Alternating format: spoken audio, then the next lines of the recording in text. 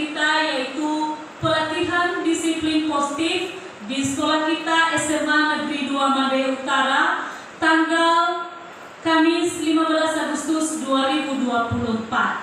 Sebelumnya yang saya hormati Bapak Kepala Sekolah, Bapak Wakil Kepala Sekolah, dan seluruh Bapak Ibu Guru beserta staf pegawai yang sudah hadir pada saat ini. Terimalah salam saya dalam bahasa daerah Nias, Yahomu. Baik Bapak Ibu, kita mulai saja. Yang menjadi tujuan pelatihan kita pada saat ini, yang pertama adalah peserta mampu menjelaskan makna disiplin positif dan nilai-nilai kebajikan universal. Yang kedua, peserta mampu menjelaskan dan menganalisis motivasi intrinsik, hukuman, penghargaan, restitusi, kebutuhan dasar manusia, dan 5 posisi kontrol guru. Selanjutnya, peserta mampu menerapkan keyakinan kelas dan segitiga restitusi. Di sini kita melihat mulai dari diri. Mari kita ingat kapan terakhir kali kita memproses siswa.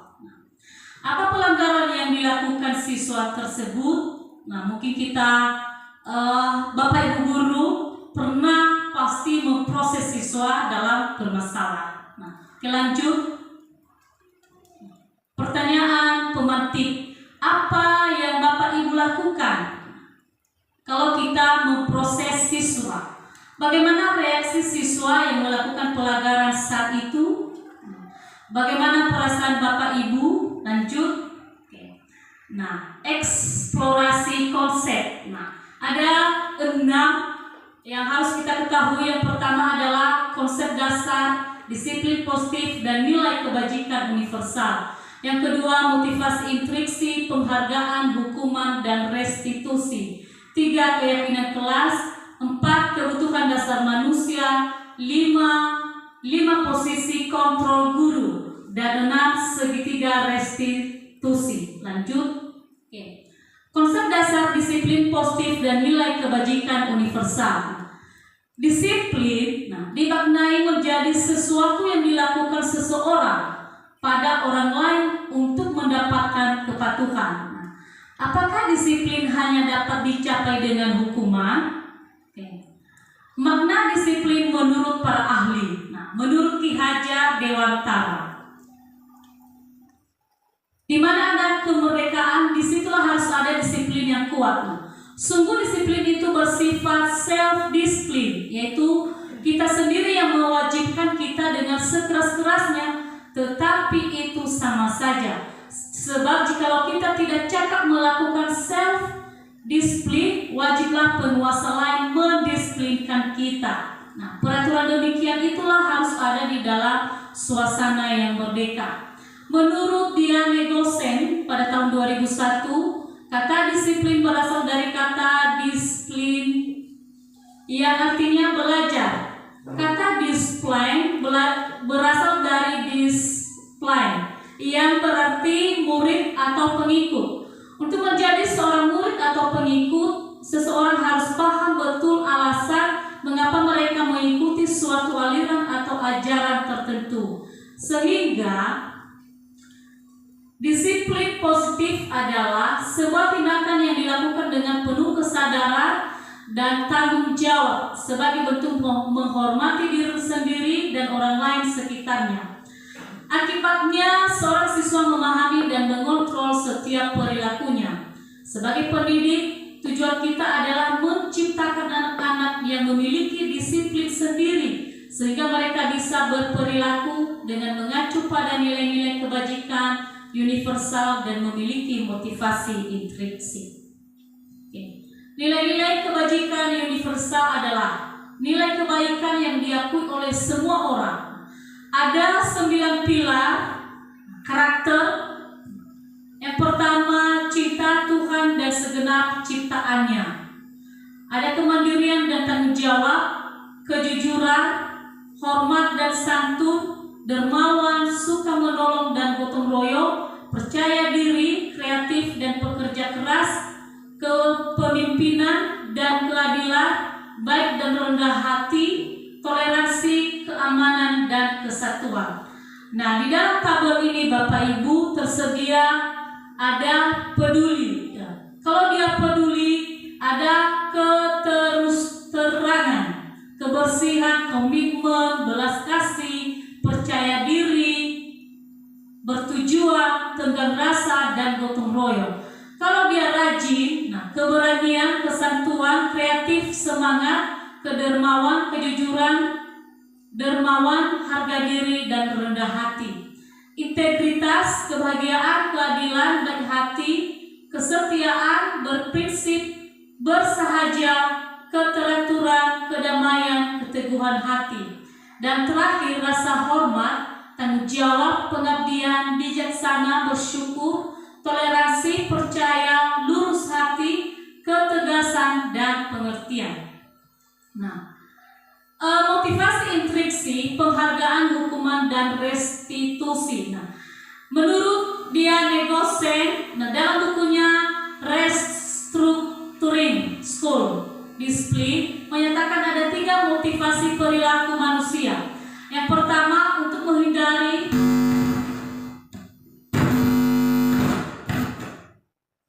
ketidaknyamanan atau hukuman. Kedua, untuk mendapatkan imbalan atau penghargaan dari orang lain. Ketiga, untuk menjadi orang yang mereka inginkan dan menghargai diri sendiri dengan nilai-nilai yang mereka percaya. Selanjutnya, penghargaan dan hukuman. Nah, menurut Alfieco mengemukakan baik penghargaan dan hukuman adalah cara-cara mengontrol perilaku seseorang yang menghancurkan potensi untuk pembelajaran yang sesungguhnya. Restitusi adalah proses menciptakan kondisi bagi murid untuk memperbaiki kesalahan mereka sehingga mereka bisa kembali pada kelompok mereka dengan karakter yang lebih kuat. Jadi Bapak Ibu, menurut Gossen ini yang perlu kita tiru, bahwa pemberian hukuman dan penghargaan kepada siswa tidak tepat, tetapi yang tepatnya adalah dengan tindakan restitusi tadi. Nah, selanjutnya ada di sini identitas gagal dan identitas sukses. Nah, itu ada hukuman dan disiplin, ada konsekuensi dan restitusi. Nah, sesuatu yang menyakitkan harus terjadi. Konsekuensi, sesuatu harus terjadi. Nah, restitusi itu restitusi merupakan pilihan. Nah, yang di bawah hukuman tidak nyaman untuk murid atau anak untuk jangka waktu panjang kalau kita memberikan hukuman kepada siswa. Nah, kenapa? Karena itu dapat mempengaruhi karakter dan motivasi siswa dalam belajar di sekolah. Kalau Bapak Ibu guru hanya memberikan hukuman terus, artinya tidak pernah mencari solusi bagaimana siswa itu dapat terselesaikan masalahnya, bukan memberi hukuman. Artinya solusi dari masalah siswa itu bukan memberi hukuman Bapak Ibu, tetapi tugas kita bagaimana cara membantu siswa itu supaya masalahnya dapat terselesaikan. Nah, begitu. Oke. Di konsekuensi ya, tidak nyaman untuk murid, anak untuk jangka waktu pendek, menguatkan untuk murid untuk dalam jangka waktu panjang.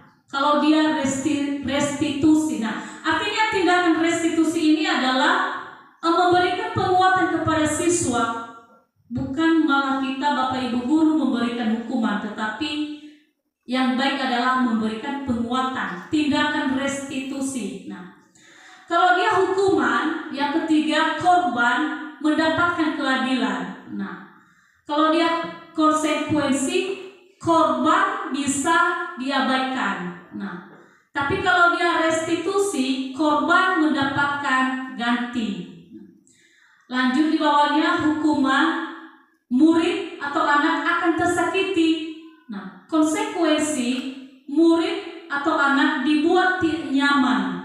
Nah, Tapi kalau di restitusi, murid atau anak mendapatkan penguatan. Nah, kalau kita memberikan hukuman dan konsekuensi kepada anak tidak tepat, tetapi yang tepatnya adalah tindakan restitusi, yaitu supaya anak mendapatkan penguatan.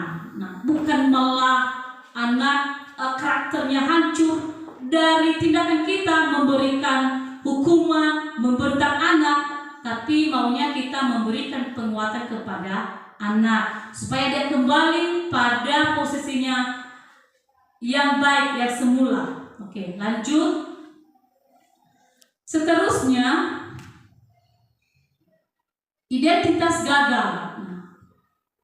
Identitas sukses. Ada hukuman. Murid atau anak membenci peraturan.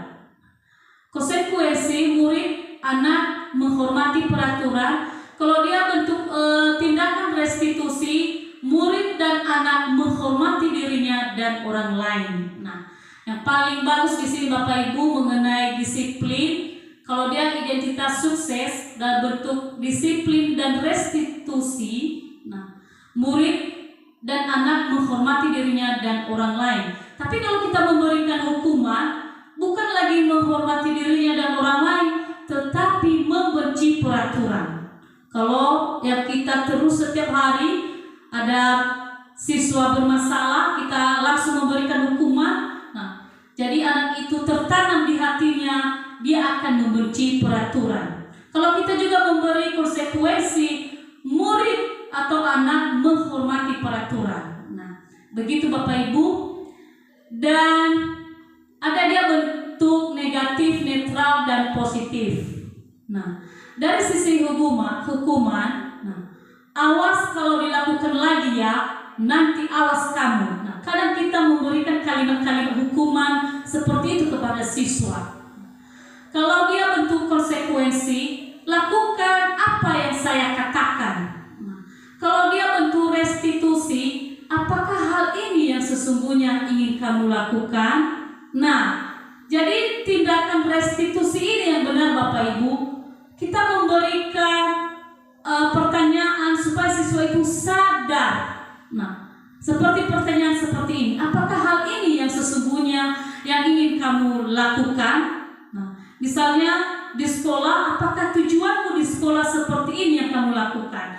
Jadi tindakan kita itu bagaimana kita membuat siswa itu sadar tentang tujuannya yang sebenarnya. Bukan malah awas kalau dilakukan lagi ya, nanti awas kamu. Berarti kita memberikan ancaman kepada siswa. Nah, sebaiknya jangan kita memberikan kalimat-kalimat itu ketika kita memproses siswa. Tetapi apa yang kita lakukan adalah membuat siswa itu sadar atas kelakuan yang dia lakukan. Oke, lanjut. Selanjutnya lagi Bapak Ibu, identitas gagal dan identitas sukses. Kalau dia bentuk hukuman, nah, murid atau anak belajar menyembunyikan kesalahan.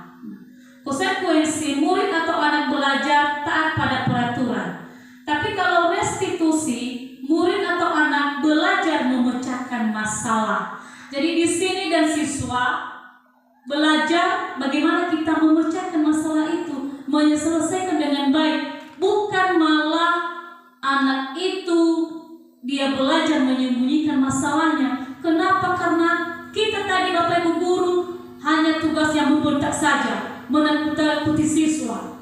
Nah, baiknya kita siswa itu, kita dan siswa dapat memecahkan masalahnya.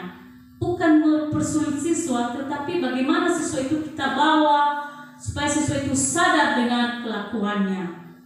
Oke, lanjut saya ambil di yang tabel terakhir. Nah, di hukuman, di identitas gagal, menyakitkan guru menjalani konsekuensi dengan menyalahkan. Nah, menyalahkan siswa, mengkritik siswa, menyindir siswa, dan merendahkan siswa. Nah, itu sudah salah tindakan kita Bapak Ibu kalau kita memproses masalah siswa. Kadang kita ini merendahkan diri siswa. merendahkan diri siswa, menyindir, mengkritik, menyalahkan terus siswa yang bermasalah. Bapak Ibu, kalau siswa bermasalah, kitalah solusinya. Solusinya apa? Memberikan tindakan yang benar kepada siswa, bukan memberikan hukuman, bukan mengkritik, bukan menyalahkan terus siswa, tetapi membawa siswa itu supaya siswa itu sadar dengan apa tujuan yang sebenarnya. Oke. Nah, pada tabel yang terakhir di tindakan restitusi yang diajukan kepada kita Bapak Ibu. Nah, menguatkan, guru menyebutkan keyakinan kelas, membimbing kerangka acuan berpikir, dan restitusi murid atau anak. Itulah tugas guru, membimbing dan mengingatkan atau menyebutkan keyakinan kelas. Keyakinan kelas ini adalah kesepakatan kelas yang sudah dibuat bersama wali kelasnya di kelasnya masing-masing. Contohnya, datang tepat waktu. Kalau ada siswa yang terlambat, kita guru piket proses siswa. Kadang-kadang kita memberikan hukuman, lari lapangan, jongkok, dan lain sebagainya.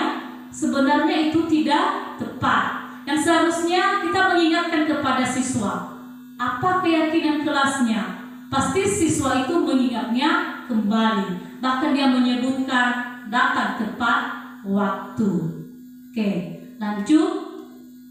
Nah, di sini Bapak Ibu kita bisa belajar dengan contoh yang telah saya sediakan di sini. Ada bentuk hukuman dan konsekuensi. Nah, kita lihat contohnya. Lari mengelilingi lapangan 5 kali karena terlambat hadir di sekolah. Nah, sekali lagi, lari mengelilingi lapangan 5 kali karena terlambat hadir di sekolah. Nah, di sini Bapak Ibu, apakah ini hukuman atau konsekuensi? Nah, lanjut. Nah, Bapak Ibu, di sini kalimat ini adalah atau tindakan ini adalah merupakan hukuman, bukan lagi konsekuensi. Tapi kita sudah memberikan hukuman kepada siswa. Nah, lari mengelilingi lapangan 5 kali karena terlambat. Kita suruh siswa untuk lari di lapangan 5 kali, ini adalah hukuman.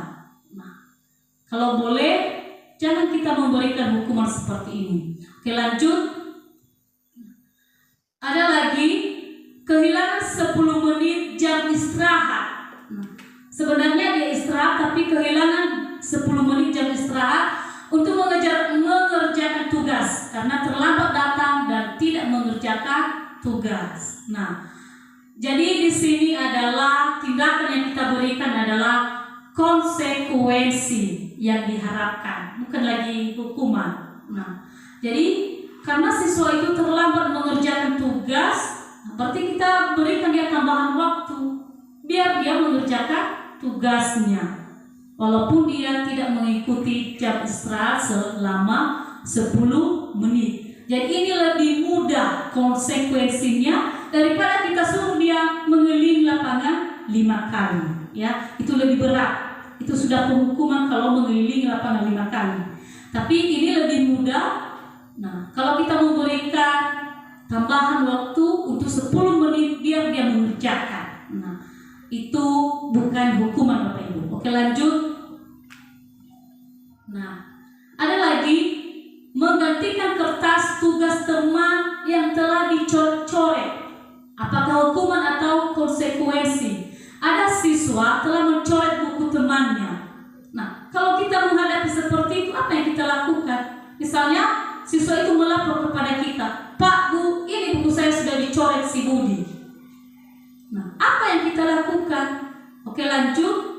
Nah, kita menyuruh siswa itu supaya menggantikan kertas tugas teman yang telah dicoret-coret. Itu adalah konsekuensi dari tindakan yang melakukan tindakan tersebut. Dia mencoret-coret buku temannya, berarti menyuruh supaya menggantikan buku temannya yang sudah dicoret-coret.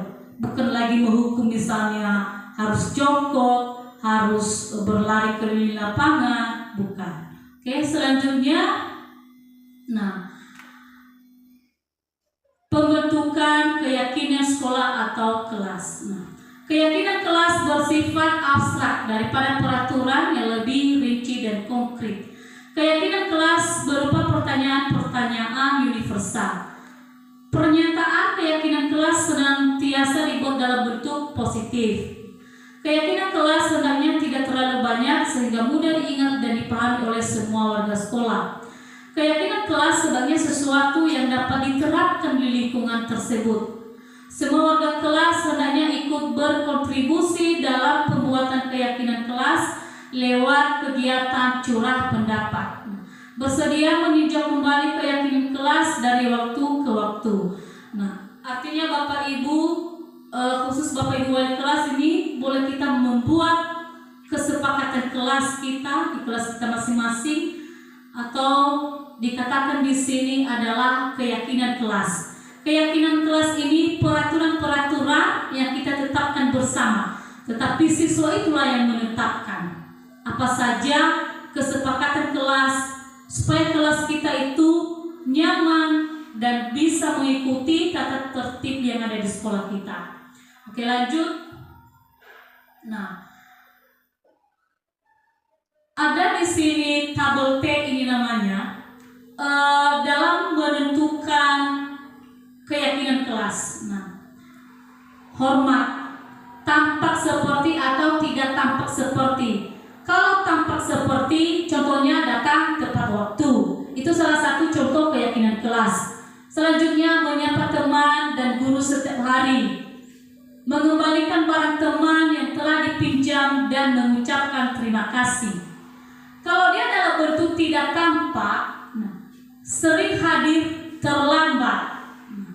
Selanjutnya, tak acuh kepada teman dan guru, tidak mengembalikan barang yang telah dipinjam dan meletakkan sembarangan. Kalau dia bekerja, tampak seperti tekun bekerja dan menyimak guru, menyerahkan tugas tepat waktu, memberikan hasil terbaik. Nah, ini dalam bentuk tindakan. Jadi siswa itu nampak terhadap kita kalau siswa itu tekun bekerja, menyerahkan tugas. Kalau tidak tampak seperti, nah ini, tidak mendengarkan guru dan acuh tak acuh, tugas tidak diberikan, asal-asal mengerjakan tugas. Yang terakhir adalah rasa diterima dan dimiliki. Nah, melibatkan semua anggota kelompok, memberikan kata-kata atau komen berdasarkan hati bila teman kita berhasil. Kalau dia tidak tampak seperti, mengucilkan salah satu teman kita, marah atau iri kepada atas keberhasilan teman-teman kita. Yang terakhir, acuh tak acuh terhadap teman yang sedang kurang sehat atau mendapat musibah. Nah, di sini Bapak Ibu tentang keyakinan kelas yang kita terapkan di kelas kita masing-masing. Kita boleh rinci kepada siswa kita tersebut bagaimana tindakan-tindakan kita di dalam kelas dan juga di lingkungan sekolah. Selanjutnya, dalam menentukan keyakinan kelas ini boleh juga kita memakai model tabel Y. Nah, ini dia dalam bentuk terdengar. Satu orang berbicara, yuk saya bantu. Nah, kita bisa selesaikan ini bersama. Terima, tolong ya, permisi, boleh saya pinjam, nanti akan segera saya kembalikan. Jadi kalimat ini Bapak Ibu kita terapkan di kelas kita kepada siswa kita, karena ini menuju kalimat-kalimat yang sopan dan ramah. Nah, yang terlihat, berempati terhadap perasaan orang lain, memegang barang milik orang lain hanya dengan izinnya. Nah, mendengarkan dengan seksama dan senantiasa berbuat baik dan berbagi. Kalau dia berperilaku tersenyum ramah, memberikan salam hormat, berjabat tangan, meletakkan tangan di dada, dan memberikan ruang bekerja, postur tubuh yang tenang. Nah, Artinya Bapak Ibu, inilah tindakan-tindakan siswa yang kita harapkan di kelas kita masing-masing dan tindakan siswa secara keseluruhan. Selanjutnya, contoh keyakinan kelas. Di sini contoh keyakinan kelas 1. Ini kelas 1 SD ya. Setiap anggota kelas perlu belajar. Nah, itu kesepakatan kelas mereka. Setiap anggota kelas perlu senang. Nah, berarti kalau tidak ada yang tidak senang, perlu mereka memecahkan secara bersama-sama. Setiap anggota kelas perlu melakukan tugas. Nah, setiap anggota kelas perlu saling menghargai. Setiap anggota kelas perlu merasa aman. Jadi satu kelas itu mereka harus aman dan nyaman.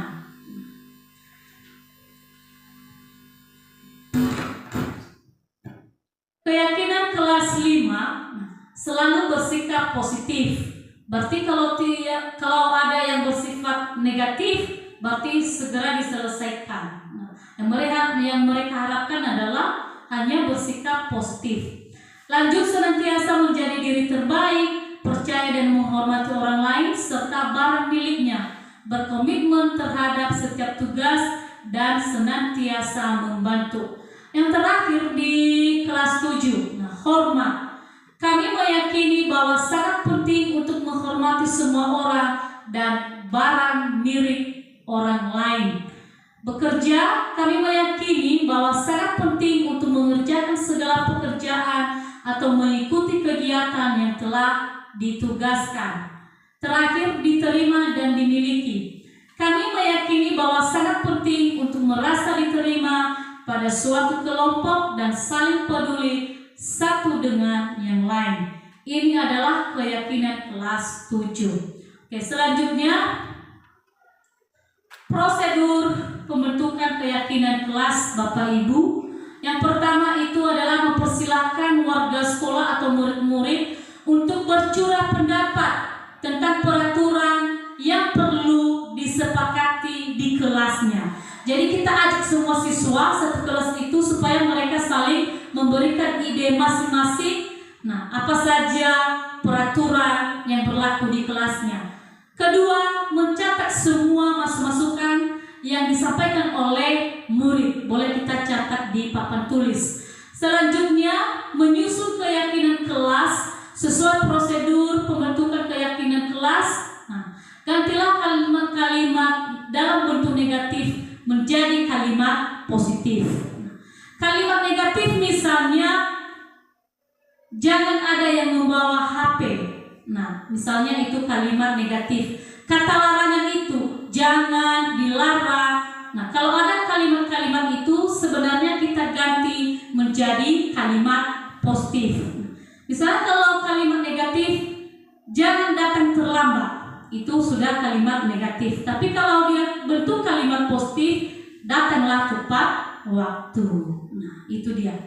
Selanjutnya, tinjau kembali. Nah, kita tinjau kembali daftar curah pendapat yang sudah dicatat oleh siswa. Selanjutnya, tinjau ulang keyakinan sekolah atau kelas secara bersama-sama. Seharusnya setelah beberapa peraturan telah disatukan menjadi beberapa keyakinan, maka jumlah butir pernyataan keyakinan akan berkurang. Sebaiknya keyakinan sekolah atau kelas tidak terlalu banyak, bisa berkisar antara 3 sampai 7 prinsip keyakinan. 6. Setelah keyakinan sekolah atau kelas selesai dibuat, maka semua warga sekolah dipersilakan meninjau ulang dan menyetujuinya dengan menandatangani keyakinan sekolah atau kelas tersebut, termasuk guru dan semua warga murid. Terakhir, keyakinan sekolah atau kelas selanjutnya bisa diletakkan di dinding kelas di tempat yang mudah dilihat semua warga sekolah. Oke, selanjutnya, nah, ada 5 kebutuhan dasar manusia. Nah, dalam tindakan seorang siswa, nah, ada 5 yang nampak di sana. Yang pertama adalah bertahan hidup. Nah, kebutuhan bertahan bertahan hidup adalah kebutuhan yang bersifat fisiologis untuk bertahan hidup. Misalnya kesehatan, rumah, dan makanan. Yang kedua, kebutuhan dasarnya adalah kasih sayang dan rasa diterima. Kebutuhan untuk disayangi dan diterima meliputi kebutuhan akan hubungan dan koneksi sosial, kebutuhan untuk memberi dan menerima kasih sayang, dan kebutuhan untuk merasa menjadi bagian dari suatu kelompok. 3. Penguasaan. Kebutuhan pengakuan atas kemampuan. Kebutuhan ini berhubungan dengan kekuatan untuk mencapai sesuatu, menjadi kompeten, menjadi terampil, diakui atas prestasi dan keterampilan kita, didengarkan, dan memiliki rasa harga diri. Jadi ini kebutuhan-kebutuhan yang kita miliki. Lanjut. Selanjutnya yang kedua, keempat, kebebasan. Nah, ada kebutuhan kebebasan, yaitu kebutuhan akan pilihan. Kebutuhan kebebasan menginginkan pilihan, perlu banyak bergerak, suka mencoba-coba, tidak terlalu terpengaruh orang lain, dan senang mencoba hal baru dan menarik. Yang terakhir adalah kesenangan. Kesenangan akan kebutuhan akan kesenangan adalah kebutuhan untuk mencari kesenangan, bermain, dan tertawa. Jadi 5 kebutuhan dasar manusia yang sudah melekat pada diri kita. Nah, ini tadi tindakan segitiga restitusi. Nah, Bapak Ibu dalam menyelesaikan masalah siswa ada 3 tindakan yang harus kita lakukan. Yang pertama adalah validasi tindakan yang salah. Oke, saya ulangi. Yang pertama adalah menstabilkan identitas. Yang kedua, validasi tindakan yang salah. Dan yang ketiga adalah menanyakan keyakinan. Oke, selanjutnya. Nah, ini yang saya katakan tadi. Yang pertama, menstabilkan identitas. Nah, bagian dasar dari segitiga bertujuan untuk mengubah identitas anak dari orang yang gagal karena melakukan kesalahan menjadi orang yang sukses.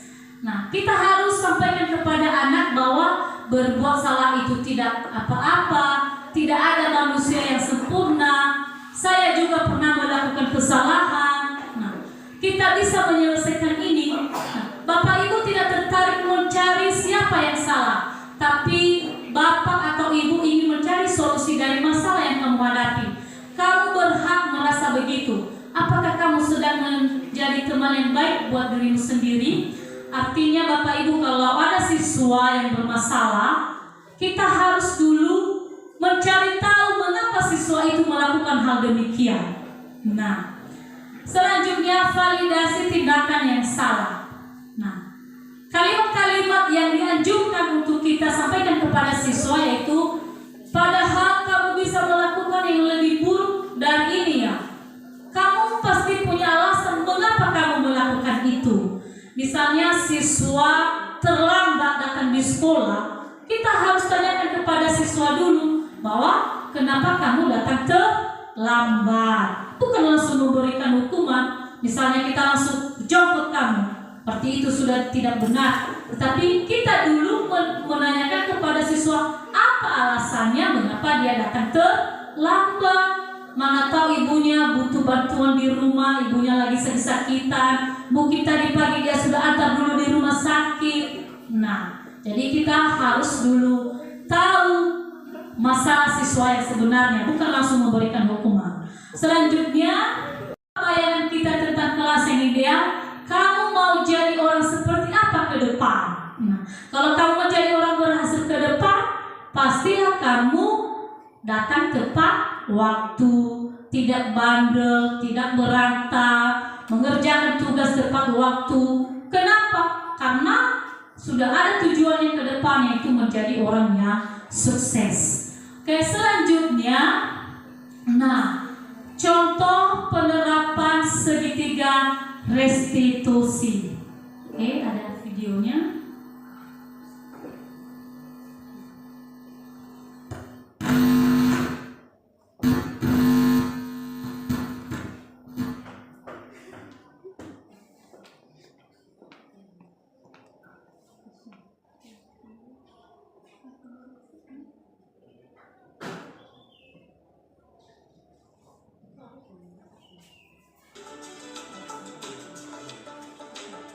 Bapak Ibu, mari kita saksikan videonya secara bersama-sama.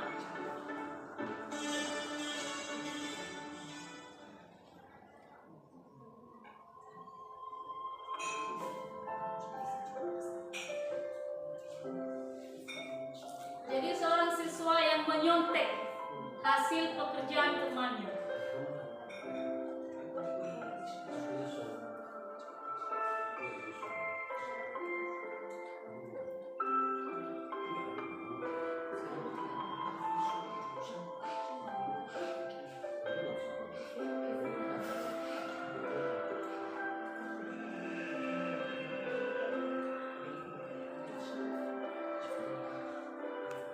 Selamat siang, Luna.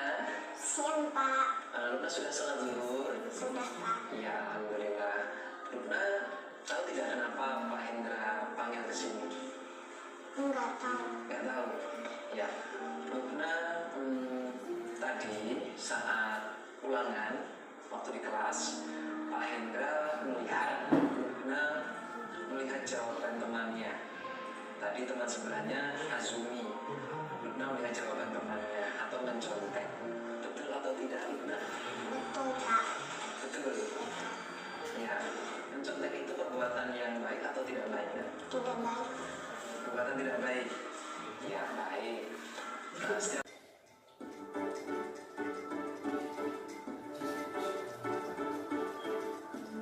Kita lihat kasus nomor 2 ya Bapak Ibu.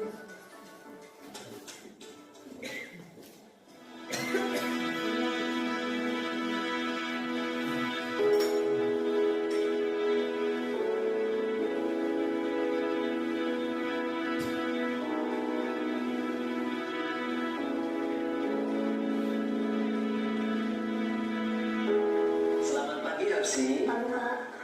Ya, Hapsi sudah istirahat, kan? Sudah tadi dikatin. Sudah, ya. Hapsi tahu tidak kenapa Pak Guru panggil ke sini? Enggak tahu, Pak. Tidak tahu. Ya, Hapsi tadi berangkat ke sekolahnya jam berapa? Jam 7.15. Jam 7.15. Sekolah kita masuknya jam berapa? Jam 7. Jam 7. Artinya Hapsi ini datang ke sekolahnya tepat waktu atau terlambat? Terlambat, Pak. Terlambat.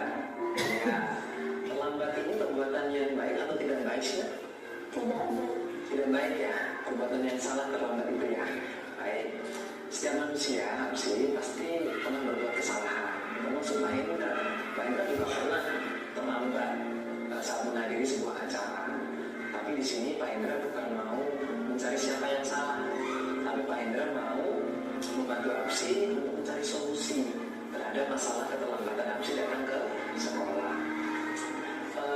Hapsi pasti punya alasan kenapa terlambat datang ke sekolah. Coba cerita sama Pak Hendra. Karena tidurnya kemalaman. Tidurnya kemalaman. Jam berapa tidurnya? Nak? Jam 9. Jam 9. Itu belajar atau ngapain?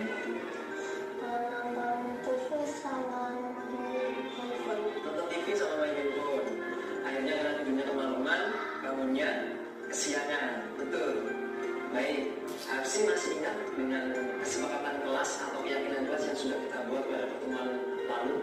Ya, Masih ingat? Apa itu? Nak? disiplin dan tepat waktu. Disiplin dan tepat waktu. Hapsi yakin kalau disiplin dan tepat waktu itu penting untuk kita? Hapsi yakini nilai itu? Yakin. Baik. Sekarang apa yang harus Hapsi lakukan supaya Hapsi itu datang ke sekolahnya tidak terlambat, bisa tepat waktu dan disiplin? Tidur harus lebih Itu lebih awal. ya. Ya, terus apa lagi nanti? Terus memasang alarm Pasang alarm. Oke, tidur lebih awalnya jam berapa? jam 8. Jam 8. Kalau sebelumnya jam 9, sekarang jam 8. Oke, kemudian apa tadi? Pasang alarm. Ya. Baik. Pasang alarmnya sebelum sholat subuh supaya Hapsi juga bisa melaksanakan sholat subuh. Oke. Hapsi sudah tahu apa yang harus dilakukan? Kapan mau memulainya? Nanti. Mulai hari ini. Ya. Baik. Berarti mulai hari ini Hapsi akan melakukan perubahan itu untuk menjadi lebih baik, menjadi anak yang disiplin dan tepat Absi bisa? Bisa. Oke, tos dulu. Absi pasti bisa menjadi lebih baik lagi. Oke, terima kasih Absi. Boleh kembali. Assalamualaikum warahmatullahi wabarakatuh. Saya Bukna, senang sekali. Nah, Bapak Ibu, begitulah cara kita menangani masalah siswa di sekolah kita. Sudah kita lihat 2 video kasus. Yang pertama tadi ada siswa yang menyontek hasil dari pekerjaan temannya. Yang kedua adalah ada siswa yang terlambat datang di sekolah. Nah, di sini kita sebagai guru, kita tidak langsung memberikan hukuman kepada siswa, tetapi kita harus mencari tahu kenapa siswa itu menyontek, kenapa siswa itu datang terlambat. Pasti siswa itu punya alasan. Nah, yang pertama tadi dia belum belajar, makanya dia menyontek. Yang kedua, dia terlambat tidur larut malam, makanya dia datang terlambat. Apa solusi supaya siswa itu tidak menyontek dan supaya tidak terlambat? Nah, jadi kita membantu siswa tersebut supaya kembali sadar pada keyakinan kelas yang sudah dibuat sebelumnya. Nah, Bapak Ibu, demikianlah yang kita laksanakan pada hari ini. Saya mengucapkan banyak terima kasih atas partisipasi Bapak Ibu dalam mengikuti pelatihan disiplin sekolah yang kita terapkan di sekolah kita.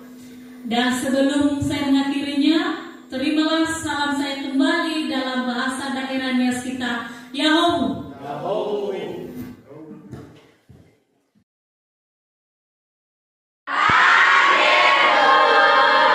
Pada saat ini kita akan membuat tentang keyakinan kelas kita. Jadi keyakinan kelas ini adalah kesepakatan kelas. Biar kelas kita aman, nyaman, tertib, dan aturan-aturan yang berlaku di kelas kita.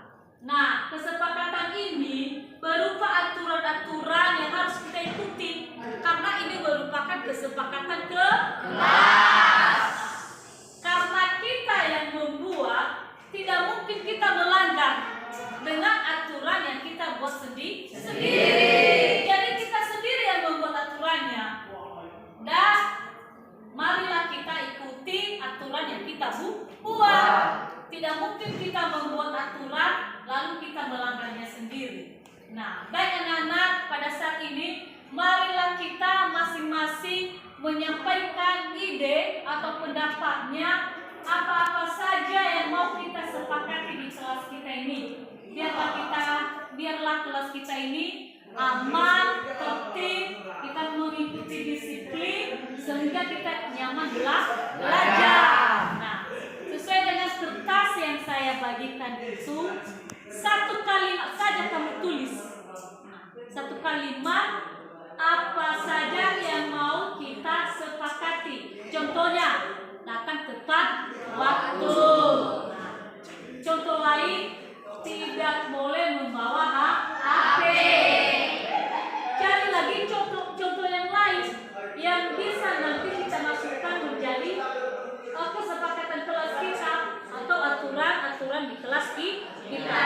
Oke, silakan tulis di masing-masing kertas sticky note yang saya bagikan itu, silakan tulis dan kamu tempelkan di depan ini nanti di kertas yang sudah saya sediakan di papan tulis. Baik, sekarang silakan kamu menulis di kertas sticky note yang saya bagikan itu aturan-aturan apa saja yang kita terapkan di kelas kita. Contohnya, datang tepat waktu, saling menghargai teman, tidak boleh menyakiti teman, tidak boleh membawa HP di sekolah, menghargai guru, mengerjakan tugas tepat waktu, dan lain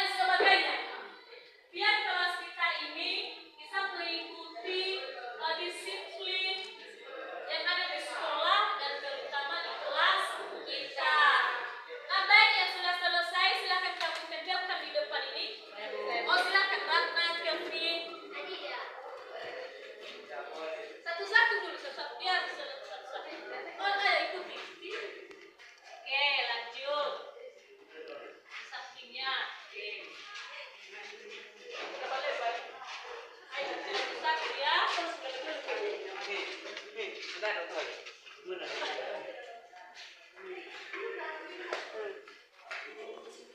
ditulis namanya. Ya udah cepat.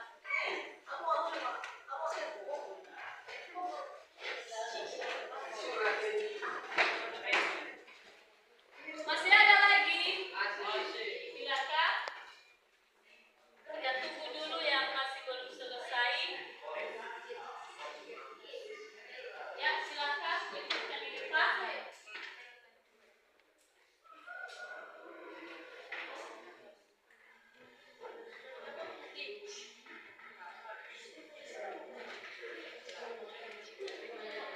Masih ada?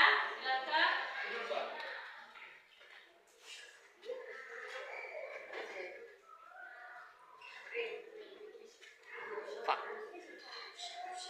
Oke, tidak lagi. Nah, baik dengarkan. Ibu akan membacakan ide atau pendapat yang kamu berikan di kertas sticky note ya. Nah, yang pertama tidak boleh ada yang namanya bullying. Bullying, oke. Artinya itu bullying itu tidak boleh mengejek teman, fitnah teman. Selanjutnya datang tepat waktu. Oke. Dilarang merokok di lingkungan sekolah. Bagus ini. Mengerjakan tugas tepat waktu. Oke. Selanjutnya dilarang membuang sampah di dalam kelas. Oke.